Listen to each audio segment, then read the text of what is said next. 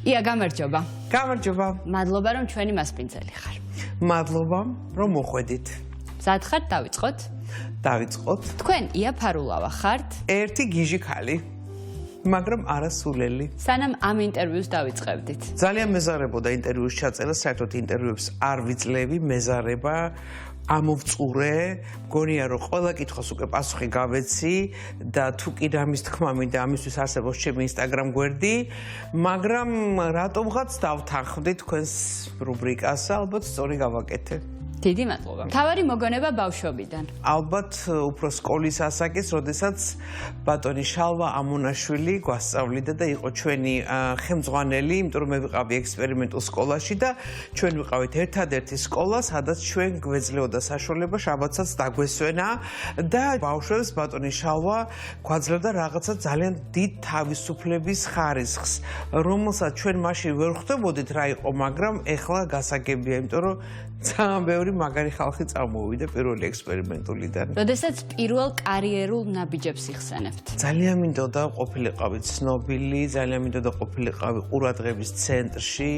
ბუნებრივია ეს ყველაფერი, იმიტომ რომ ბავშვობაში გაკლდა რაღაცეები. ძალიან დიდი კონკურსი იყო აი იმ ფილმში მონაწილეობაზე, რომელსაც ქვია ძნელი დასაწყისი და მე ვთამაშობ გოგონას სახელად თიკო ოგბაიძე.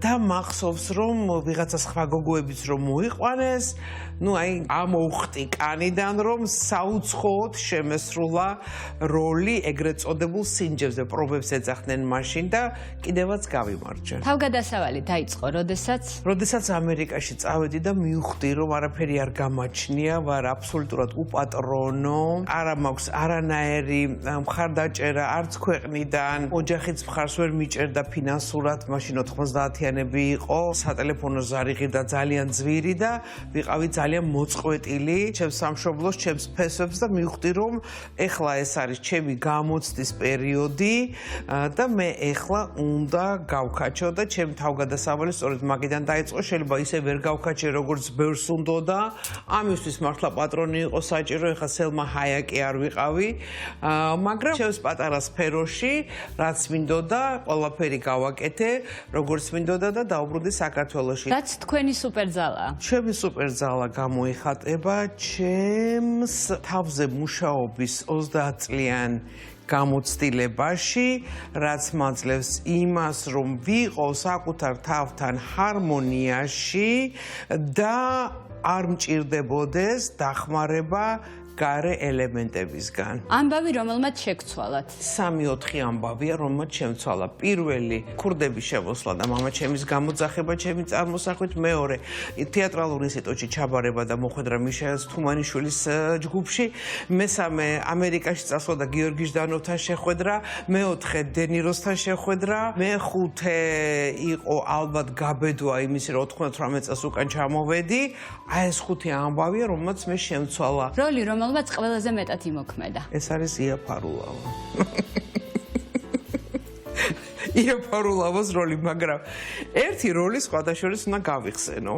როდესაც ჩამოვედი საქართველოში 98 წელი იყო თუ 19 თუ 2000 არ მახსოვს, იღებდნენ ესეთ სერიალს, ბევრს ალბათ არ ახსოვს, წვრილ ვარსკვლავთა ღამე. და მაშინ შემოვთავაზეს რაღაცა როლი, გერმანელი აგენტი ვიყავი, ოღონდ ქართულად მოლაპარაკე რატომღაც. ამის მერე ხალხში დაიძრა აზრი, რომ ია ფარულავა აგენტია და მე მგონი დღესაც მუსირებს ეს ამბავი. კადრი ფილმიდან. მერიკო ანჯაფარიძე როცა გზას მიუყვება, ეს მონანიება, ნატრისხე, სესილია თაყაიშვილი, საოცარი კადრია ფილმიდან, როდესაც მარლონ ბრანდო ეფერება თავის ფისოს და ლაპარაკობს, ეს კადრი ძალიან მომწონს, მაიკლ კორლეონეს ქორწილების კადრი ძალიან მომწონს, ის რომ ცეკვავენ სიცილიაში, რა ვიცი, ბევრია ესეთი. პერსონაჟი, რომელსაც გავხართ. არავის არ გავარ, მე ჩემს საკუთარ თავს ვგევარ მე მგონი და საკუთარ თავის ამოცნობაც ძალიან დიდხნიანი პროცესი არის და ნელ-ნელა ამოვიცნობ კიდევაც, ეხლა ხანს აღმოვაჩინე ჩემში კიდე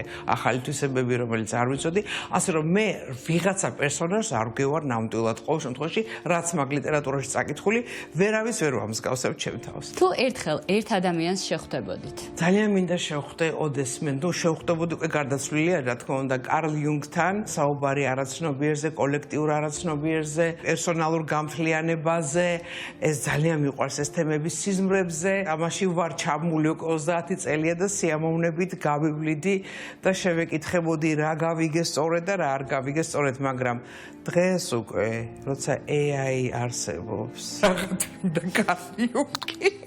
ყველაფერს ის გვეუბნება. ერთი რჩევა. ეძიე და ოვე უკან არ დაიხიო. უნდა ეძებდე საკუთარ თავს, არ უნდა გეშინოდეს არაფრის საერთოდ ცხოვრებაში და მე რაღაცა შიშარა მეგონა ჩემი თავი, მაგრამ აღმოჩნდა რომ საერთოდ არ ვარ შიშარა და ბოლო მოვლენებაც აჩვენა ეს. როდესაც აი რა თქვა ის ჩემი შევარდნა პირველ არხზე და ასე შემდეგ, სადაც აბსოლუტურად გამორთული მქონდა კალკულატორული გონება და აბსოლუტურად მივყევი ემოციებს და ეს კარგია. რაც ბოლო დროს აღმოაჩინეთ. ნერვი არ მოქვს ბევრი ადამიანის. ისევ ენერგიებზე უნდა ვილაპარაკო რა თუ არის მისაღები, ბევრი ადამიანი მეწებება ენერგიის გამო. უკვე მივხვდი რომ ბევრ ხალხთან ურთიერთობა აღარ შემიძლია. პირდაპირ აი მიდის როგორი აი ესეთი გაწვევა. საკუთარ თავზე ვლაპარაკობ, ცოტა ეგოისტურად გამომდის, მაგრამ ეხლა როცა ვარსკვლავი ხარ, ცოტა ეგოისტიც უნდა იყვება ისე რანაირად.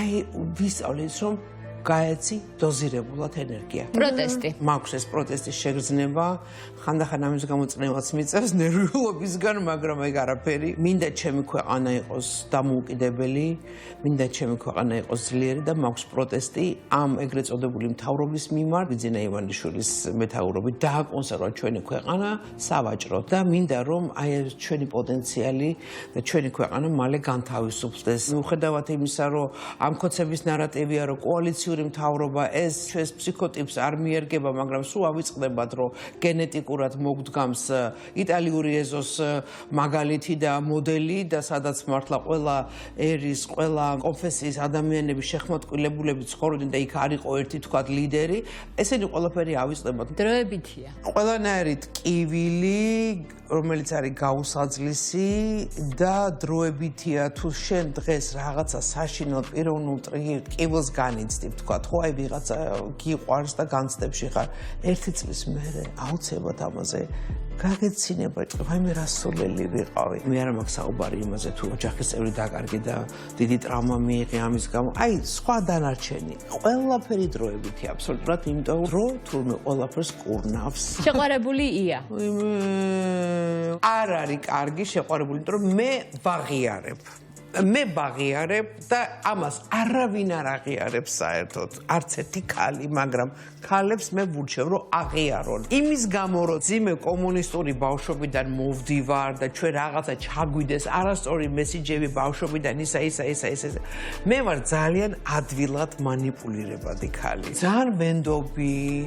აი ამ მამაკაცი, მისი მაგრამ ყველა თუ კი ვინმე იყო ჩემ ცხოვრებაში, ყველა მიყენებდა და აღარ მინდა ეს ვიყო შეყვარებული, იმიტომ რომ ყველა მე მიყენებდა და ეხლა არავის არ ვაყენებინებ და შესაბამისად არავინ არ მიყვარს. ყველაზე ხშირი კითხვა. საიდან გაქვს ამდენი ენერგია? რამდენი წლის ხარ რომ ესე გამოიყურები? რატო არ ბერდები? ეს არის ყველაზე ხშირი კითხვა.